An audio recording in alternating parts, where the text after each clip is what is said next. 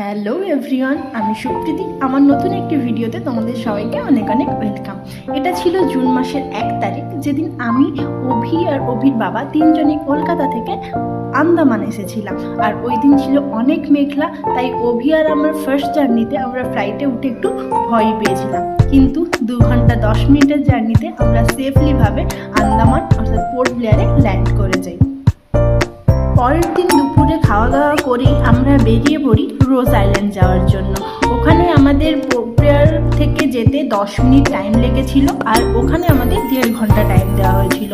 আমরা ওখানে গিয়েই টিকিট বুক করেছিলাম। আমাদের পার হেড পড়েছিল প্রায় 500 টাকার কাছাকাছি। আর যারা আপনারা অনলাইনে বুক করে আসছেন ওদের একটু বেশিই থাকে। কিন্তু হ্যাঁ, 1.5 ঘন্টা ওখানে কাটানোর জন্য তেমন কিছুই ছিল না, শুধুমাত্র ছিল এই হরিণগুলো।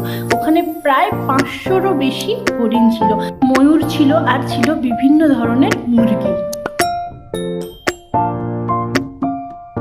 আপনাদের বলবো, ওখানে যেতে হলে আপনারা সকালের টাইমটাকেই বেছে নেবেন, কারণ ওই সকালে গেলে 1.5 ঘন্টা পারফেক্ট টাইম পাওয়া যায়, কিন্তু বিকেলের দিকে গেলে আপনাদের ওই 1 ঘন্টা সময়ই দেওয়া হয়। তারপর ওখানে কিছু র্যান্ডম ফটো ক্লিক করি, আমরা আবার পোর্ট ব্লেয়ারে ফিরে আসি।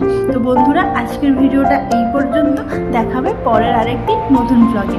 নমস্কার।